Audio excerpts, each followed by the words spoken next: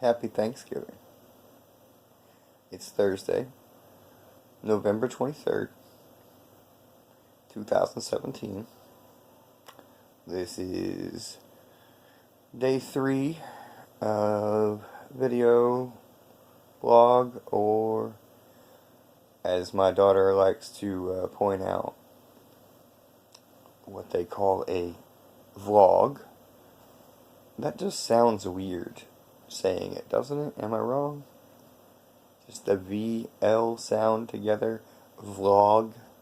I don't know. Either way, I hope you're having a fantastic Thanksgiving. I have been so far. It's been quite blessed. I think that's what this day is all about, isn't it? Taking a moment to stop and really appreciate the blessings in your life, to give thanks for everything that you have. I mean, I understand that much like most holidays, there are some darker aspects to the history of it, but it comes down to what do you want to focus on. And I think ultimately I want to focus on the things that bring us together as a people. And I don't just mean like as an American people, or as a Caucasian people, or as a pagan people, or anything like that, really. I mean, people. We're all human beings. And I think that's one of the things that I see people complaining about a lot. Everybody wants to point out the reasons that we're different. And everyone wants to complain about the things that they're afraid they're going to lose out on. Their fear of lack. And I think that if we would take a moment to really honestly evaluate where we're sitting right now.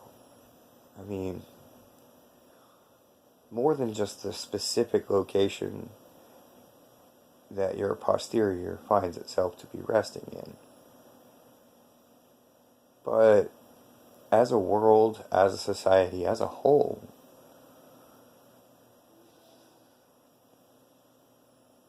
there are more human beings alive on the planet than there have ever been. How is that possible?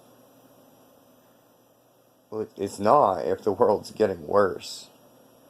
Because if the world were getting worse, we wouldn't be able to sustain or feed these people. The system would literally not allow for that growth.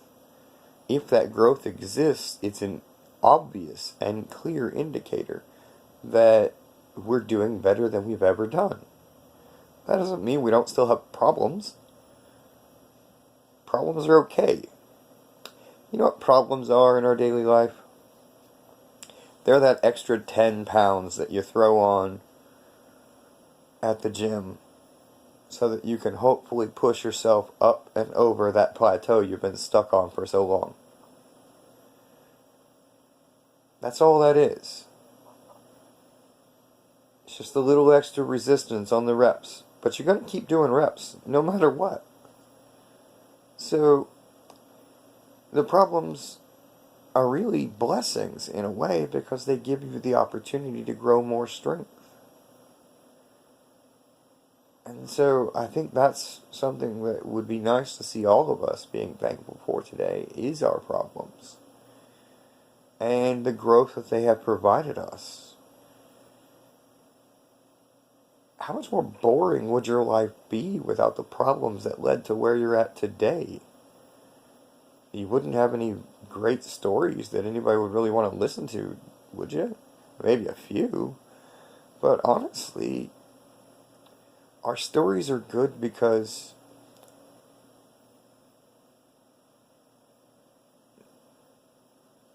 the challenges we face, the lows that we hit, and how we rise from them. That's the whole point of life, and it's fun. I mean, to me, when people ask, what's the meaning of life? I always tell them it's to have fun.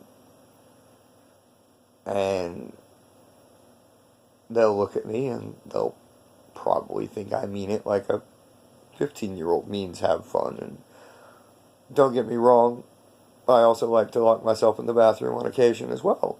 But that's not really what I mean, you know?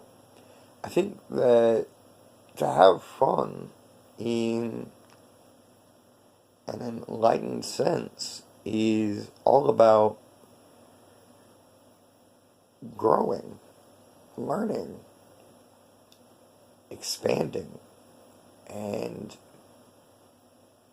in order to best do that, we have to realize that we're all one, we're all connected. And so everyone does better when everyone does better. And what's beautiful about that is that the system itself on a whole, whether the individuals within it realize it or not, is organizing itself into better and better states every year. We've always got something new to go crazy about on the news. That's kind of the job of the news, to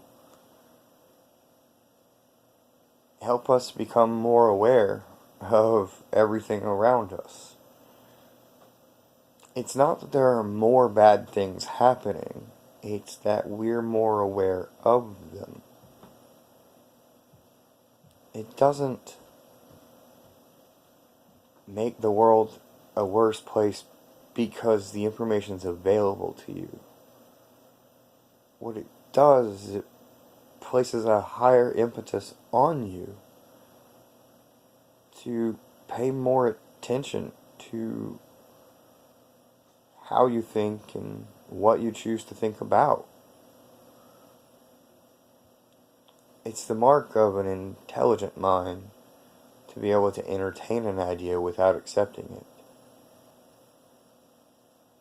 So I would encourage you that whenever you start getting scared, when some idea starts riling you up, turn on your inner skeptic. It's okay. Buying into any idea that places you into a cycle of thoughts that flood your system with the fear state is only going to produce stress, which is going to reduce your ability to be clear thinking and efficient. Not only that, it's going to drain your energy levels and damage your body. A little stress is good, but prolonged exposure is debilitating.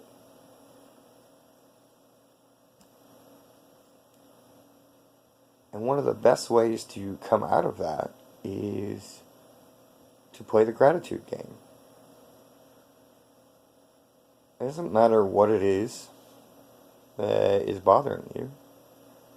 Take a second, look around you, or look within you. Come up with 3 things that you're genuinely grateful for in that moment. I used to suffer depression most of my life, and I would get up most mornings, and my first thought before I even got out of bed or opened my eyes was, maybe today's the day I have the courage to kill myself, you know? And I don't say that to brag about it. I say that to kind of give you an idea of where I was at. And it was a difficult space to live in, day in and day out. But I got onto this gratitude game, and every day I would get up, and I started out just trying to post one thing every morning.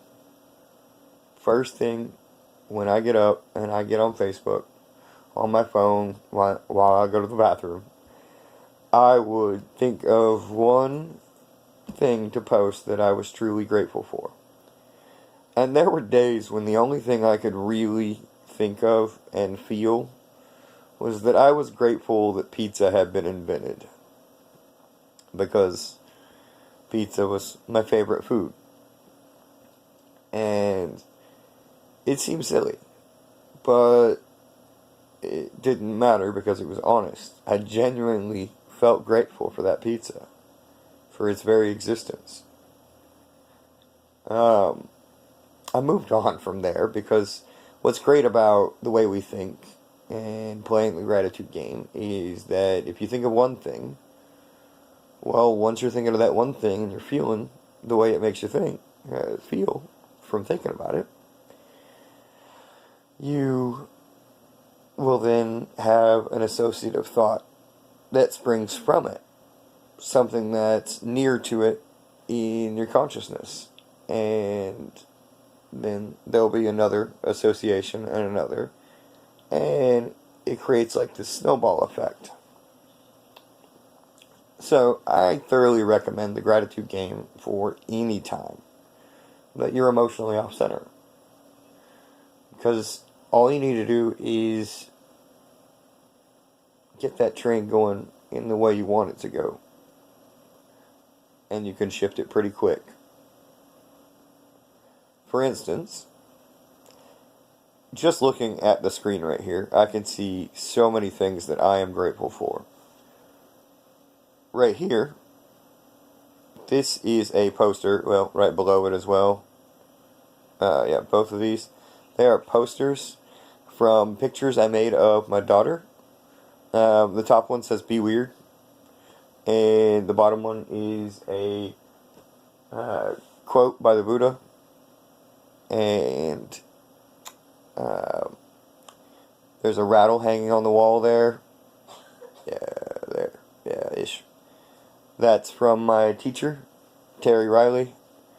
That was a gift over a decade ago, and I have carried it everywhere I have lived. It is one of my greatest gifts that I have ever received. And right next to it, that painting says, "Fight the good fight." That was done by this guy. He was the first guy I met at my last job for Fast Signs. His name is Mikey Colbath, and he is one of the hands down best artists I have ever had the pleasure to work with.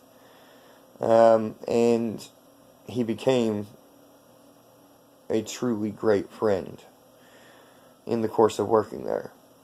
And I gotta say that there were days when I was coming to the culmination of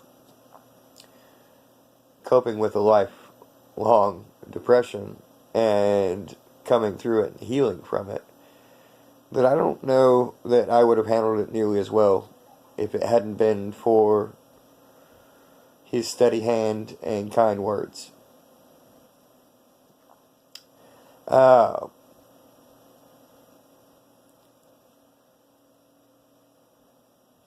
That right there was a present from the beautiful Andrea, and it says positive vibes, and I super love it. That was a super unexpected gift that really just kind of blew me away, and every time I look at it, it makes me smile. And right below it, actually, these three pictures in a row are from a variety of comics that I used to read when I was a kid, and one of my best friends here in Oklahoma, his mom actually had made them for herself years ago, and she was cleaning out her old stuff from her house. She came across a box full of these these little posters and pictures and gave them to me, and I love them, and I'm super appreciative because they remind me of her and how awesome she is. So thank you, Heather. I really appreciate them. Um, right here, this light box. Hope is an anchor for the soul, is what it says. And that is actually thanks to my mom and my aunt. And I love it. It's very much me. And this silhouette is an art project still in the works, but it is a silhouette of my wife, and the words filling it in are positive I am statements. I thought it would be nice to make a silhouette on the wall that instead of filling it in with darkness, a shadow, I thought it would be nice to fill it in with these positive I am statements. So it would be a silhouette of light. And then we got a mandala, lotus flower for filling in the boob. And it just reminds me of the creativity and the passion that she always brings to my life and always inspires me with. So I think that's everything that I really wanted to ramble on about today. I just really wanted to talk about how easy it is to stop and be grateful for something. Especially today, but more than that, every single day of your life. If you can bring that into every hour, take 60 seconds to be grateful, I'd wager you'll never have a bad day again in your life. I love you. Thank you.